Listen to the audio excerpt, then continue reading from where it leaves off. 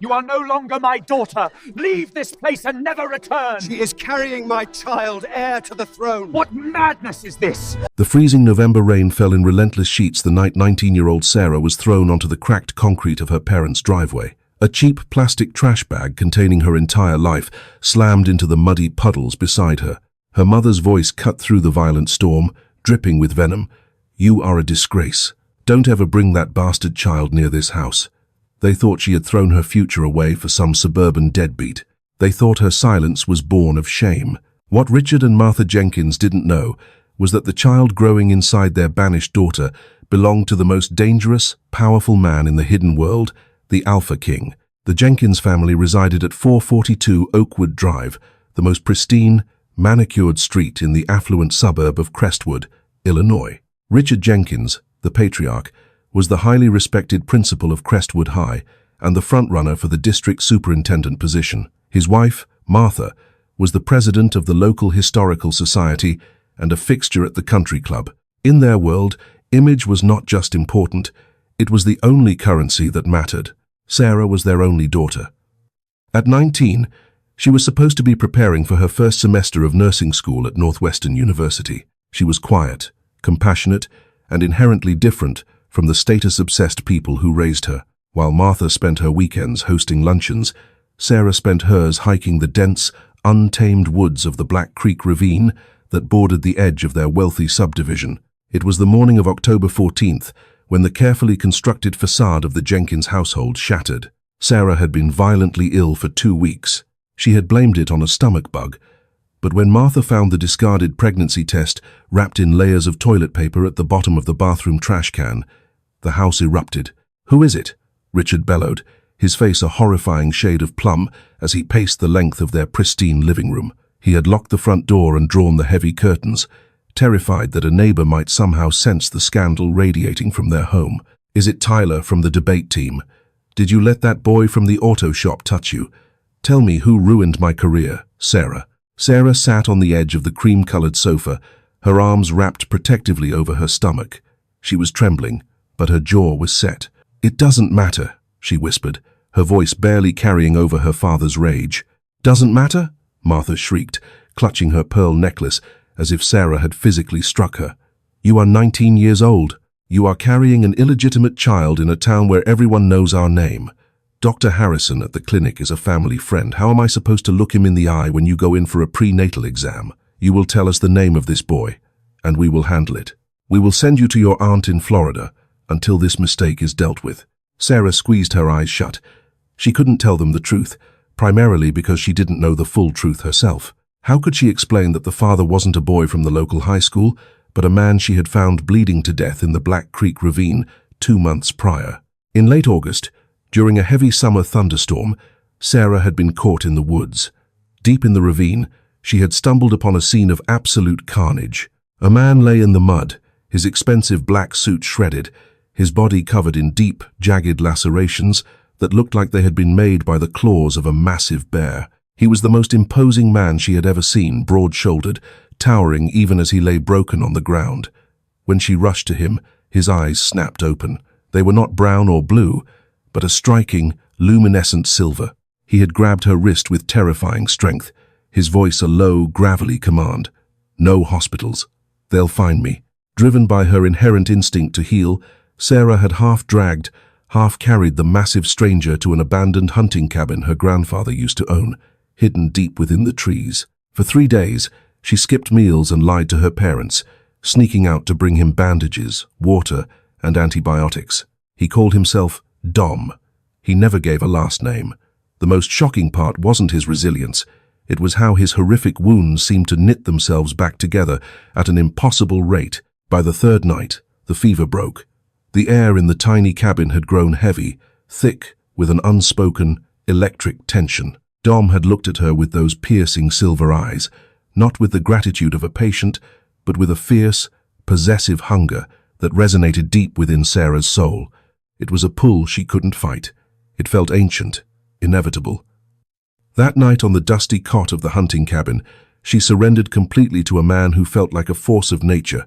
When she woke the next morning, the cabin was empty. The only proof that Dom hadn't been a fever dream was a heavy, intricate silver ring, left on the pillow beside her, a band etched with the crest of a wolf, howling at a crescent moon. Back in the living room, Richard's voice snapped her to the present. "If you do not give me a name this instant, Sarah, you will pack your things." Sarah looked up at her parents. She saw no love in their eyes, only the cold calculation of public relations.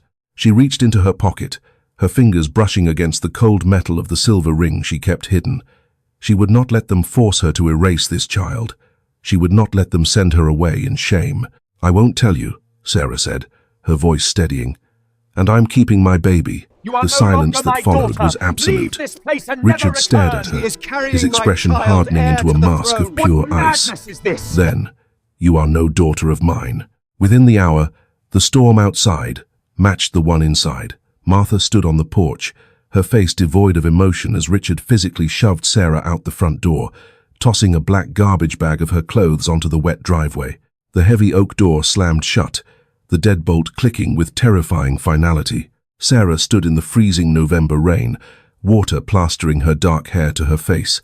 She looked at the sprawling, warm house that was no longer her home. With a trembling breath, she picked up her bag, wrapped her thin coat tighter around her body, and began the long walk toward the train station. She was entirely alone in the world, unaware that the bloodline of the continent's most ruthless alpha king was already taking root inside her. The transition from the manicured lawns of Crestwood to the gritty, unforgiving streets of the South Loop in Chicago was brutal. Sarah had $50 to her name, a useless high school diploma, and a body that was changing rapidly. Through sheer desperation, she found a dilapidated studio apartment on the top floor of a crumbling brick walk-up on Wabash Avenue. The landlord, a chain-smoking cynic who asked no questions as long as the rent was paid in cash, handed her a key to a room that smelled of mildew and old cooking oil. It was a far cry from Oakwood Drive, but it had a lock on the door. Survival became a daily war. Sarah managed to land a job at the Copper Skillet, an old-school 2-4-hour diner situated near a transit hub. The owner, a tough-as-nails woman named Brenda, who had seen every tragedy the city had to offer, took one look at the shivering, pregnant teenager standing in her doorway and handed her an apron. "You drop a plate. It comes out of your pay," Brenda had barked, though she secretly made sure Sarah went home with Tupperware containers full of leftover meatloaf and potatoes every night. The pregnancy was unlike anything Sarah had read about in the medical books she had hoarded. It was violently taxing. She was constantly, ravenously hungry, craving rare meat and rich proteins. Her body ached, running at a temperature that felt like a permanent, low-grade fever. She was exhausted, yet her senses felt incredibly sharp. She could hear the neighbors arguing 3 floors down. She could smell the ozone in the air minutes before a snowstorm hit the city. She assumed it was just the stress of poverty. She didn't know that human bodies were not designed to carry lichen royalty. The child was pulling immense amounts of energy from her to fuel its supernatural development. In late May, during a freak spring thunderstorm that rattled the thin windows of her apartment, her water broke. It was a month early. Panicked and in agonizing pain, Sarah managed to flag down a cab, demanding to be taken to Chicago Mercy Hospital. The labor was a nightmare. The doctors, including a bewildered attending named Dr. Gallagher, were panicked by Sarah's rapidly dropping blood pressure and the baby's unusually high, aggressive heart rate. "Push, Sarah, push. His vitals are erratic. We need to get him out now," Dr. Gallagher shouted over the chaos of the delivery room. Sarah screamed, her vision tunneling into darkness as she gave one final, earth-shattering push. Suddenly, the room fell dead silent. There was no crying. Sarah's heart stopped. "My baby," she choked out, trying to lift her head off the sweat-soaked pillows. "Please, why isn't he crying?"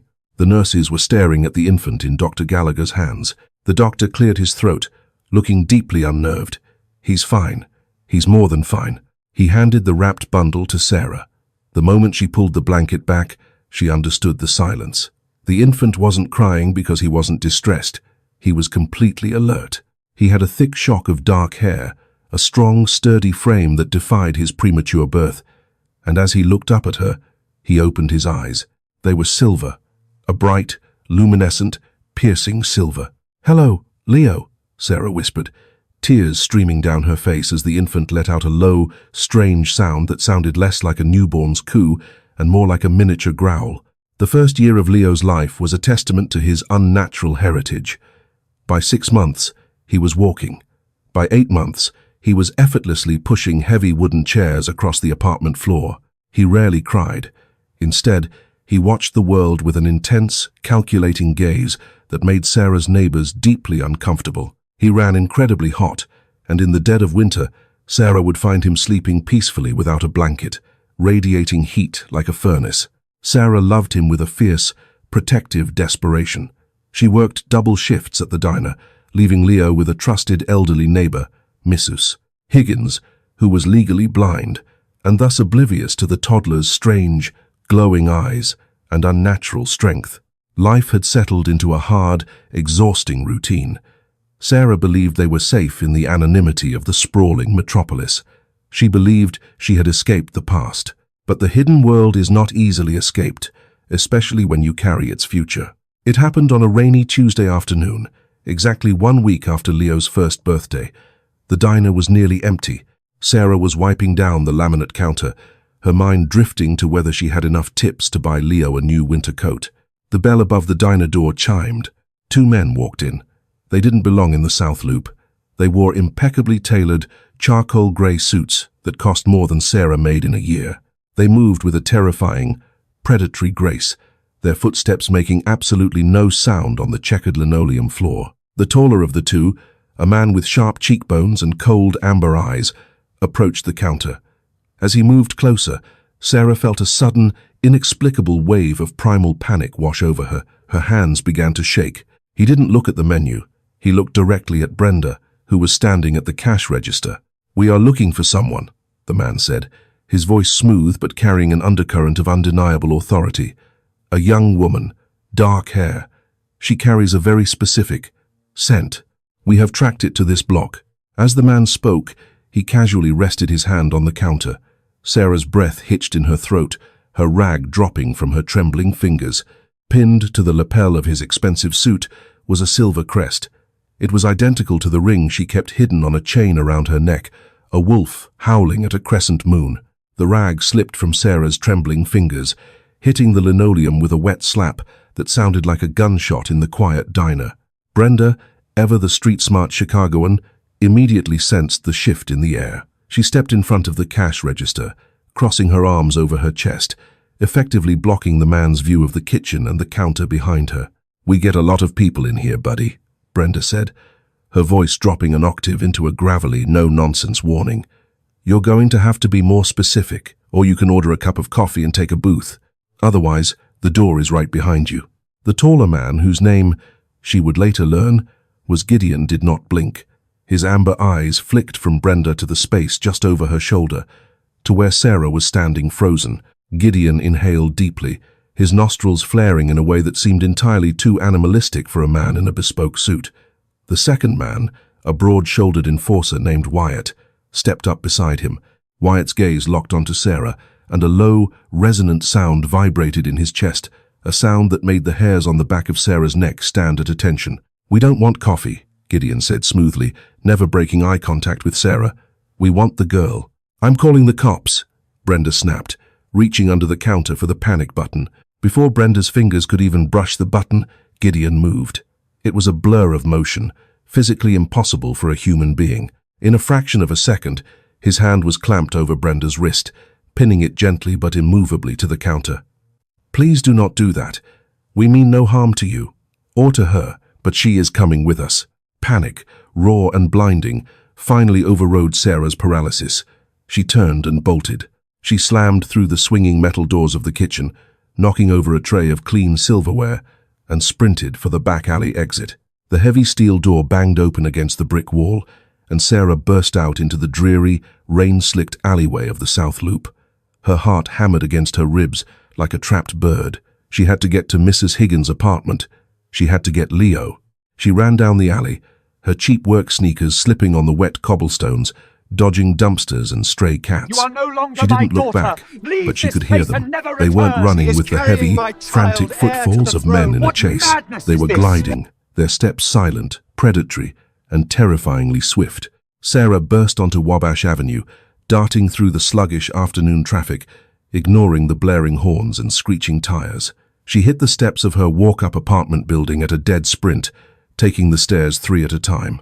Her lungs burned, her legs screaming in protest, but the primal instinct of a mother protecting her young pushed her forward. 4th floor, 5th floor. She burst down the dim, flickering hallway and pounded her fist against Mrs. Higgins' door. "Mrs. Higgins, it's Sarah. Open the door, please." Locks clicked, and the elderly woman peered out through the crack, adjusting her thick glasses. "Sarah, dear, you're early. Is everything all right?" Sarah didn't answer. She pushed past the old woman, rushing into the tiny living room. Leo was sitting on the braided rug, calmly stacking heavy wooden blocks with a precision and strength no 1-year-old should possess. When he saw his mother, his luminescent silver eyes brightened. Sarah scooped him into her arms, pressing his warm, solid little body against her chest. "We have to go," she gasped, grabbing his small jacket from the back of the couch. "Thank you, Mrs. Higgins. I'm sorry. I have to go." She turned back toward the hallway, ready to make a run for the fire escape, but it was too late. Standing in the doorway, blocking their only exit, were Gideon and Wyatt. They filled the narrow frame, their presence sucking all the oxygen from the room. Mrs. Higgins, oblivious to the lethal tension, simply smiled. "Oh, you have guests, Sarah? What polite young men." "Sarah," Gideon said, his voice a low, soothing rumble designed to calm a panicked animal. He took one slow step into the apartment. "Please, do not run. If we wanted to hurt you, you would not have made it out of the diner." Sarah backed away, clutching Leo so tightly the toddler let out a small, grunting protest. "Stay away from us, no. I don't know who you are. I don't know what you want." Wyatt stepped into the room, his eyes scanning Sarah before dropping to the child in her arms. The moment Wyatt's eyes locked onto Leo, the enforcer froze. Leo turned his head, resting his chin on Sarah's shoulder, and stared directly at the 2 massive men. The toddler didn't cry. He didn't shrink away. Instead, his silver eyes flashed with an eerie, dominant light, and he let out a sharp, guttural sound that echoed in the small room. The reaction was instantaneous. Both Gideon and Wyatt, men who looked like they could tear a steel door off its hinges, immediately dropped to their knees on the worn carpet. They bowed their heads, exposing their throats in a universally recognized display of absolute submission. "Goddess above," Wyatt whispered, his voice trembling with a mixture of awe and terror. "The silver eyes. He is the heir." Sarah stared at them, her back pressed against the peeling wallpaper of the living room. "What are you doing? Get up." Gideon slowly raised his head, his amber eyes wide with reverence as he looked at Leo, then at Sarah. "We have been searching for you for over a year, Luna. He tore the continent apart looking for you." "Who?" Sarah demanded, her voice cracking. "Who are you talking about?" "Dominic," Gideon said softly. "Dominic Blackwood, Alpha King of the Northern Obsidian Territory, and, as it appears, the father of the royal prince." Sarah's knees finally gave out. She slid down the wall, clutching her son, as the impossible truth of the man from the cabin finally crashed down upon her. The extraction from Chicago was a masterclass in wealth, power, and terrifying efficiency. Within an hour of the confrontation in Mrs. Higgins' apartment, Sarah and Leo were escorted into the back of a heavily armored black SUV with tinted windows. A sleek private jet waited for them at O'Hare International Airport, bypassing all security protocols. As the jet climbed into the stormy night sky, heading toward the remote, mountainous region of upstate New York, Gideon finally provided the answers Sarah had been starved of for 18 months. "The Alpha was betrayed," Gideon explained, sitting across from her in a leather armchair, nursing a glass of bourbon. "A rogue faction within the ruling council attempted a coup. They ambushed him near Crestwood. They thought they had killed him. They didn't know he had managed to drag himself into the Black Creek ravine. I found him," Sarah whispered, staring out the window into the darkness. "He was dying. A lichen of his bloodline does not die easily," Gideon corrected gently, "but he was severely weakened. He told us later that a human girl had saved him, a girl who smelled of rain and wildflowers." Gideon's eyes flicked to the silver crest, peeking out from beneath Sarah's collar. "He left you his ring, a claim of protection, but when his healing trance ended and he woke up, you were gone. The rogues had tracked him to the cabin and burned it to the ground. He thought you had perished in the fire. My parents threw me out, Sarah said softly, the bitter memory still stinging. I ran to the city. I didn't know. He slaughtered the rogues, Wyatt added from the back of the cabin, his voice grim. It took him 6 months to secure the throne again, and every day since, he has had every tracker in the territory looking for a ghost. Until a scout caught your scent in the South Loop this morning. Sarah looked down at Leo, who was fast asleep on the plush leather seat, completely unbothered by the altitude or the strangers. And what happens now? She asked, a knot of dread forming in her stomach. He is a king. I am a waitress who lives in a slum. Gideon offered a rare, genuine smile. You are the mother of his heir. In our world, that makes you royalty. But more importantly, you are his. They landed at a private airstrip just as the sun began to peek over the jagged peaks of the Adirondack Mountains. From there, a convoy of black vehicles drove them deep into an ancient, towering forest. The paved road eventually gave way to a heavily guarded, wrought-iron gate that opened onto a sprawling, breathtaking estate. Blackwood Manor looked less like a house and more like a fortress carved from dark stone and glass, built directly into the side of a mountain. Dozens of people were gathered in the expansive courtyard as the SUV pulled to a halt. They were tall, beautiful, and intimidating, and every single one of them fell completely silent as the car doors opened. Sarah stepped out into the crisp mountain air, holding Leo tightly against her hip. She felt incredibly small, wearing her faded jeans and a cheap sweater, standing before the elite of a hidden world. Then, the crowd parted. He walked down the wide stone steps of the manor, and the air around him seemed to crackle with static electricity. Dominic Blackwood was even more imposing than Sarah remembered. He wore a tailored black suit, his dark hair neatly swept back, but the raw, untamed danger vibrating from him was impossible to mask. His silver eyes, glowing with an intense, supernatural light, locked onto Sarah. He didn't walk. He stalked toward her, closing the distance between them in a matter of seconds. The entire courtyard held its breath. Dominic stopped inches from her. He looked down at her face, his chest heaving as he took in her scent. Slowly, reverently, he reached out and touched her cheek, as if verifying she wasn't an illusion. You're alive. His voice was a deep, rough whisper that sent a shiver straight down Sarah's spine. You left me a ring, Sarah managed to say, her voice shaking. Dominic's eyes dropped from her face, landing on the child resting on her hip. Leo, sensing the massive presence of the alpha, woke up. He rubbed his eyes, blinked, and then looked directly at Dominic. The world seemed to stop spinning. Dominic stared into eyes that were an exact, perfect mirror of his own. The Alpha King, a man who had ripped his enemies apart with his bare hands, visibly trembled. He slowly dropped to one knee on the hard cobblestones, bringing himself to eye level with the 1-year-old boy. A son, Dominic breathed, the word carrying the weight of a shattered kingdom being made whole again. He reached out, his massive scarred hand trembling as he gently brushed his knuckles against Leo's cheek. Leo let out a soft sound, reaching out a tiny hand to grasp Dominic's finger. The bond snapped into place, an invisible, unbreakable tether between a father and his heir. Dominic stood up, his demeanor instantly shifting from awestruck father to a terrifying, protective warlord. He looked at Gideon. Who knew of her location in the city? Who else has her scent? No one. Alpha, Gideon replied quickly. We secured them immediately. Dominic turned back to Sarah, his silver eyes blazing with a possessive fire that made her breath catch. Without warning, he wrapped his arms around her and his son, pulling them both flush against his chest. He buried his face in her neck, inhaling deeply. You are never leaving my sight again, Dominic murmured against her skin, a vow that echoed with absolute authority. Welcome home, my queen. But as Sarah stood surrounded by the overwhelming wealth and power of the Obsidian Pack, she caught sight of a woman standing near the manor doors, a stunningly beautiful woman with piercing blue eyes, whose face was twisted into a mask of pure, unadulterated hatred as she watched the king embrace his human mate. Sarah's heart sank. She had survived the streets of Chicago, but the real war, it seemed, was only just beginning. Blackwood Manor was a masterpiece of architectural dominance, blending ancient stone with modern, bulletproof glass. Inside, the estate was a labyrinth of sprawling corridors lined with centuries-old tapestries and priceless antiquities.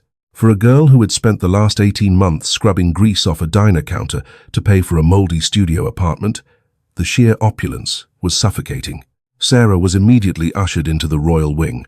Dominic refused to let her or Leo out of his sight for more than a few seconds. He dismissed the team of maids who rushed forward with fresh towels and silk robes, choosing instead to carry his son into the massive, marble-clad master bathroom himself, while Sarah trailed behind, overwhelmed and shivering from the adrenaline crash. "Dr. Hayes is on his way up," Dominic said, his deep voice bouncing off the high ceiling. He had stripped off his suit jacket and rolled up his sleeves, revealing arms covered in intricate, tribal tattoos and faded battle scars. He expertly held Leo, who was currently fascinated by the heavy gold faucets of the soaking tub. "He is the pack's chief medical officer. I need to know exactly what the malnutrition in the city did to both of you." "We aren't sick," Sarah said defensively, wrapping her arms around her worn sweater. "I took care of him. I gave him everything I had." Dominic's silver eyes softened, the terrifying warlord vanishing to reveal the man she had saved in the hunting cabin. He closed the distance between them, placing his free hand on the nape of her neck, his thumb stroking her jawline. "I know you did, Sarah. You kept my heir alive against impossible odds. You are the strongest creature I have ever met. But human bodies are not designed to carry lichen blood.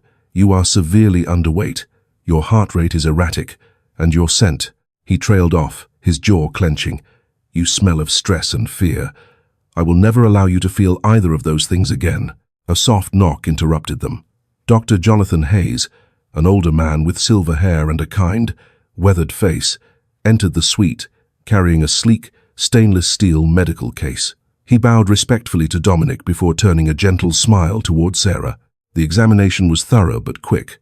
Dr. Hayes took blood samples from both of them. When he gently pricked Leo's heel, the toddler didn't even flinch, merely watching the drop of blood well up with unnerving intelligence.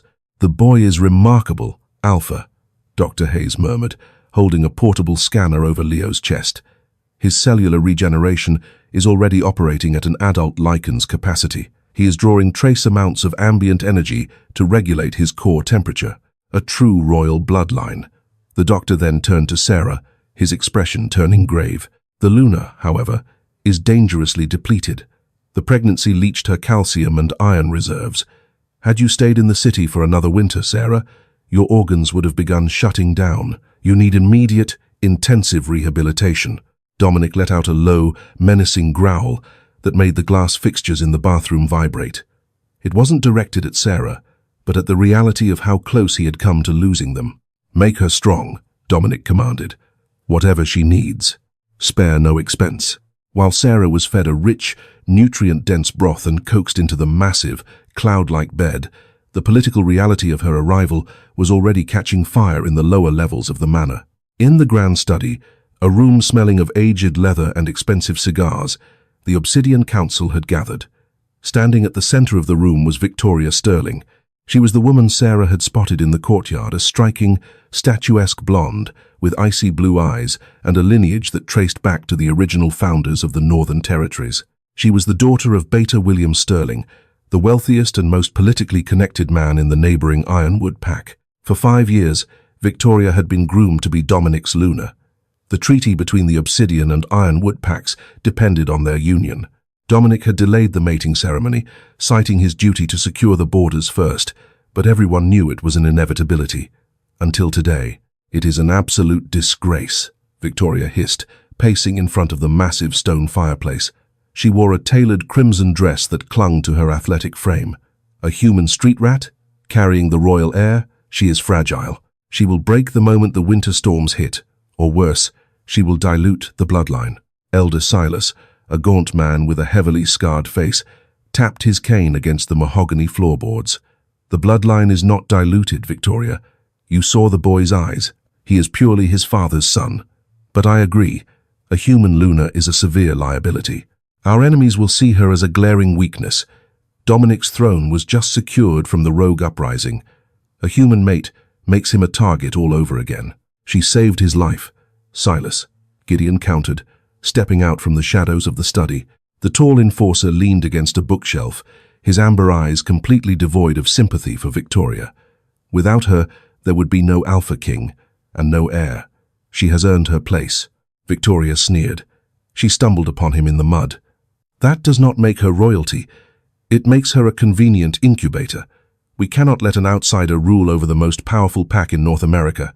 Before Gideon could respond, the heavy oak doors of the study blew open with enough force to crack the plaster on the walls. Dominic stood in the doorway, his aura flaring so violently that the temperature in the room plummeted. The silver in his eyes had entirely consumed the sclera, glowing with an unholy, predatory rage. The entire council, including Victoria, instantly dropped to their knees, their wolves submitting to the crushing weight of the Alpha's command.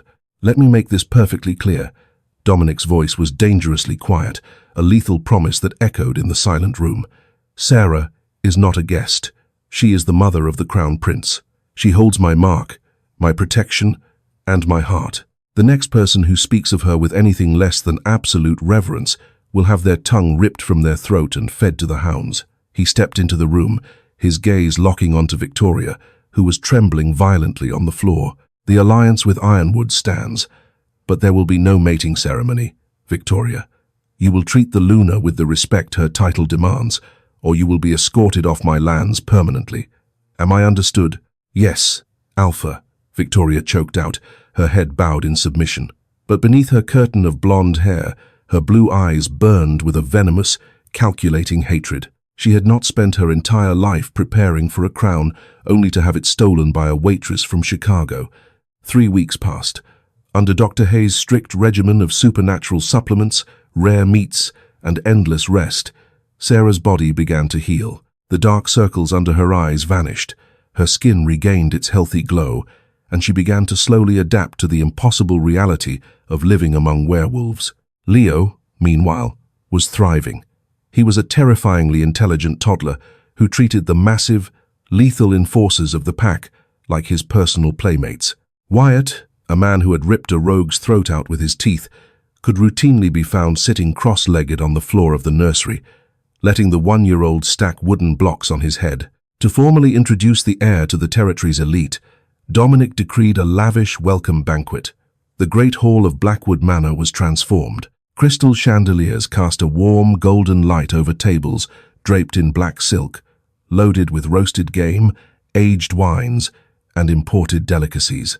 Sarah stood in front of the floor-to-ceiling mirror in the master suite, staring at a stranger. The pack's stylists had dressed her in a breathtaking, midnight blue silk gown that pooled around her feet like liquid water. A delicate necklace of flawless white diamonds rested against her collarbone. She looked every inch a queen, but her stomach twisted with anxiety. "You look beautiful," Dominic murmured, stepping up behind her. He wore a dark, formal suit that only accentuated his lethal grace. He wrapped his arms around her waist, resting his chin on her shoulder. "You don't have to be afraid of them. They are here to bow to you." "They don't want me here, Dominic," Sarah admitted quietly, her fingers tracing the edge of the silver ring she now wore on her left hand. "I hear them whispering when I walk down the halls. They think I'm fragile. They think I make you weak." Dominic turned her in his arms, his silver eyes burning with fierce intensity. "You make me invincible. Tonight, they will see that." The descent into the great hall was a spectacle. As Dominic and Sarah appeared at the top of the grand sweeping staircase, carrying a perfectly quiet, alert Leo, a hush fell over the 300 guests. These were the alphas, betas, and elite warriors of the Northern Territories. The sheer concentration of predatory energy in the room was enough to make a normal human faint, but Sarah forced her chin up, channeling her mother's Crestwood Country Club posture, though the stakes were infinitely higher. The dinner proceeded with tense formality. Sarah was seated at the head table, flanked by Dominic and Gideon. Across the room, seated at a table reserved for high-ranking diplomats, was Victoria Sterling. The blonde woman had a tight, polite smile plastered on her face, but she hadn't taken her eyes off Sarah all evening. As the dessert course was being cleared, the sabotage began. It wasn't a blatant attack that would be suicide in front of the Alpha King. It was insidious. A young server, his eyes darting nervously toward Victoria's table, approached the head table carrying a heavy silver tray of crystal water goblets. As he stepped behind Sarah's chair, his foot inexplicably caught on the edge of the heavy rug. He stumbled forward. The tray tilted. 3 heavy crystal glasses, filled with freezing water and jagged ice, hurtled directly towards Sarah's back. But it wasn't just water.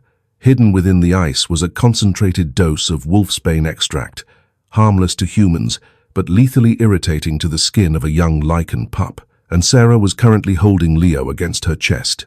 Before the water could make contact, before even Dominic or Gideon could react to the clumsy server, something impossible happened. Leo, who had been quietly chewing on a silver spoon, suddenly sat bolt upright on Sarah's lap. The toddler let out a sound, not a cry, and not a growl, but a sharp, concussive bark that vibrated with pure, undiluted alpha command. Simultaneously, an invisible kinetic shockwave exploded from the 1-year-old boy. The heavy crystal goblets froze in midair for a fraction of a second before violently shattering backward. The freezing water and ice sprayed entirely over the server, who was thrown off his feet and slammed into the stone pillar behind him with a sickening crunch. The great hall descended into absolute, stunned silence. 300 elite werewolves stared in sheer terror at the toddler sitting on the human woman's lap. A pup that young should not have access to an alpha aura. It was biologically impossible. It defied centuries of lycanthropic law. Yet, the air in the room was thick with a crushing, suffocating dominance that was forcing half the guests to fight the urge to bare their throats. Dominic was out of his chair in a millisecond, his chair clattering loudly against the stone floor. He didn't check on Leo. He knew his son was unharmed. He stalked directly toward the groaning server on the floor. He hauled the young man up by his collar, lifting him completely off the ground. Dominic inhaled deeply, his nostrils flaring as he caught the faint, acrid scent of the liquid that had spilled on the server's uniform. "Wolfsbane," Dominic snarled, his voice vibrating with a demonic fury that shook the chandeliers. The entire room erupted into panicked murmurs. Assassination attempts on a royal heir were an act of treason punishable by slow, agonizing death. "Who gave you the order?" Dominic demanded, his claws extending, piercing the server's uniform and drawing blood. The server, terrified and weeping, frantically looked across the room, his eyes locked directly onto Victoria Sterling. Victoria's face drained of all color. She stood up, her chair scraping loudly. "Alpha, I swear to you, I have no idea." "Silence!" Dominic roared. He dropped the server into the hands of Wyatt, who had materialized beside him. The king turned his lethal gaze toward the daughter of the Ironwood Beta. Sarah held Leo tightly, her heart hammering against her ribs.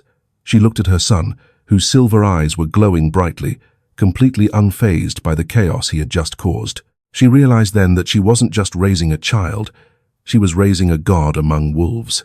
And as Dominic signaled his enforcers to surround Victoria's table, Sarah knew that the quiet, hidden life she had fought so hard to build was over. The crown had been threatened, and the streets of Chicago had taught her one vital lesson. You do not wait for the predator to strike twice. Sarah stood up, the midnight blue silk pooling around her, and placed a calming hand on Dominic's heavily muscled arm. "Do not kill her here, Dominic," Sarah said, her voice remarkably steady, carrying across the silent, breathless hall. "It makes you look like a tyrant. Send her back to her father in disgrace. Let the Ironwood Pack deal with their own trash." The wolves stared at the human Luna in shock. She had just issued a political decree, overriding the Alpha's bloodlust with cold, calculated strategy. Dominic looked down at his mate, the feral rage in his eyes slowly receding, replaced by a profound, burning pride. He turned back to the trembling blonde woman. "You heard your queen," Dominic decreed coldly. "Get out of my sight." The expulsion of Victoria Sterling from the Obsidian Court sent shockwaves through the northern territories. By dawn, the Ironwood convoy had retreated. But a viper does not simply slither away. It finds a deadlier angle of attack. To destroy Sarah, Victoria needed ghosts from the human woman's past. It took Victoria's private investigators less than 48 hours to trace Sarah back to 442 Oakwood Drive in Crestwood, Illinois. Richard and Martha Jenkins had spent 2 years burying the scandal of their daughter's pregnancy. Richard had secured his superintendent position, and Martha's country club standing was absolute. When Victoria stepped out of a sleek limousine and into their pristine living room, she spun a masterful web of lies that played directly to their greed. "Your daughter has entangled herself with a dangerous syndicate in New York," Victoria lied smoothly, sipping from a porcelain teacup. "The man she is with, Dominic Blackwood, is a billionaire with unsavory connections. She used her child to trap him. I represent legitimate partners who wish to see her removed before she causes a massive public scandal, one that would drag your family name through the mud." Martha gasped, clutching her pearls. "I knew she would ruin us." "There is a solution," Victoria continued, placing a thick envelope on the glass table. "Dominic is hosting a highly publicized charity gala at the Pierre Hotel in Manhattan this Friday. If you were to show up, publicly confront her, and threaten to seek emergency custody of the child, it would shatter her fabricated image. Dominic despises public embarrassment. He would cast her out instantly. In exchange, my associates will offer a $5 million donation to a charity of your choosing." Richard stared at the envelope. $5 million. They didn't care about Sarah or the grandchild they had never met. They only saw profit. "We will be there," Richard agreed, his voice hard. Friday night in Manhattan was a spectacle of wealth and power. The grand ballroom of the Pierre Hotel glowed under crystal chandeliers. While human billionaires mingled, the room was secured by Dominic's elite Lycan enforcers. Sarah stood near the grand staircase, radiating quiet confidence in a stunning emerald green gown, a priceless diamond pendant resting against her collarbone. She was no longer a terrified teenager. She had spent the last month mastering pack politics and Lycan history. She was evolving into a queen. Dominic stood faithfully by her side in a bespoke midnight blue tuxedo, his hand resting possessively on her lower back. "You are commanding this room," he murmured. "Even the human senators are terrified of you." The piece shattered at exactly 10 p.m. The heavy doors swung open, and Richard and Martha Jenkins marched in, looking wildly out of place. Sarah's breath hitched as she saw the two people who had thrown her into the freezing rain. Emboldened by the promise of $5 million, Richard shoved past a Wall Street executive. "Sarah," he barked, his voice silencing the string quartet. "What is the meaning of this? You vanish for 2 years, and we find out you are playing dress-up with a child you can't even afford to feed?" The human guests looked confused, but every Lycan in the ballroom, over 100 apex predators, went rigid at the profound disrespect shown to their Luna. Dominic shielded Sarah, his silver eyes locking onto Richard. The human stumbled backward, hit by an invisible wall of dominant alpha energy. "You have exactly 3 seconds to step away from my mate," Dominic rumbled, "before I tear your throat out in front of these cameras." "She is my daughter. We are filing for emergency custody tomorrow," Richard stammered, terrified but greedy. "You think you can just buy her, Mr. Blackwood?" Before Richard could finish, Sarah stepped out from behind Dominic. She did not shrink. She looked at the man who had condemned her and felt only pity. "You don't care about my son," Sarah's voice echoed clearly, holding the undeniable authority of a Lycan queen. "You threw me into the street with $50 because my pregnancy inconvenienced your reputation. You are not my family, and you are severely mistaken about who you are dealing with." She looked up at the balcony. "Gideon, bring the woman who sent them." From the shadows, Gideon emerged, dragging a battered, terrified Victoria Sterling.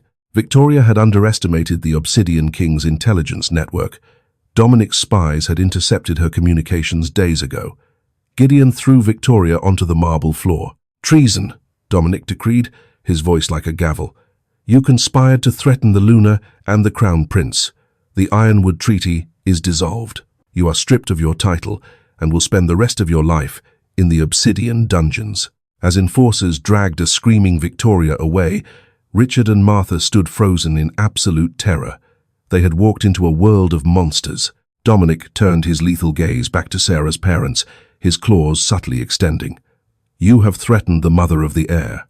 In my world, the penalty is death." Martha shrieked, falling to her knees, while Richard raised trembling hands. "Please, we were lied to." Dominic stepped forward, ready to strike, but Sarah gently grabbed his wrist. She saw her parents for what they truly were, small and insignificant. "No, Dominic," Sarah said softly. "They aren't worth the blood on your hands." She turned back to them, her eyes cold. "You wanted your $5 million? You'll leave here with nothing. Go back to Crestwood. If you ever say my name again, or take one step toward my son, I won't stop him from ripping you apart. Get out." The sheer dominance in her voice sent Richard and Martha scrambling backward, fleeing the ballroom in utter disgrace. The heavy doors clicked shut. In unison, over 100 elite werewolves dropped to one knee, bowing their heads in profound reverence. They were not bowing to Dominic, they were bowing to Sarah. She had proven her strength, her mercy, and her absolute fitness to rule. Dominic cupped her face in his scarred hands, his silver eyes glowing with endless devotion. "My beautiful, terrifying queen," he whispered. "The entire world bows to you. But I am yours, completely and forever." Sarah smiled, wrapping her arms around the massive Alpha King. She had weathered the storm, fought through the darkness, and finally claimed her rightful place on the throne. Sarah's journey from a terrified, banished teenager to the revered Luna of the most powerful Lycan pack in North America proves that true strength isn't determined by bloodlines, but by the fierce, unwavering love of a mother and the courage to claim your own destiny.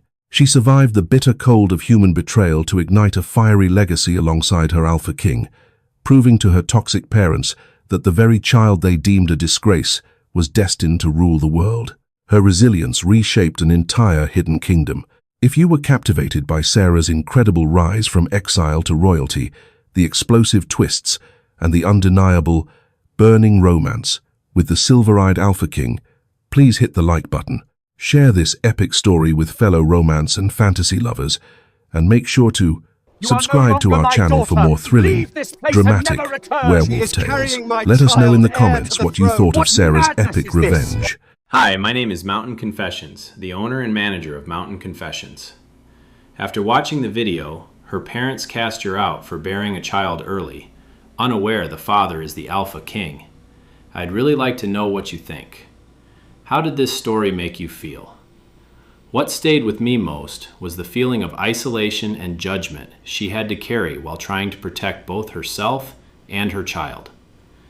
Being rejected by the people who are supposed to support you can leave deep emotional wounds, and I think that's what gave this story so much weight.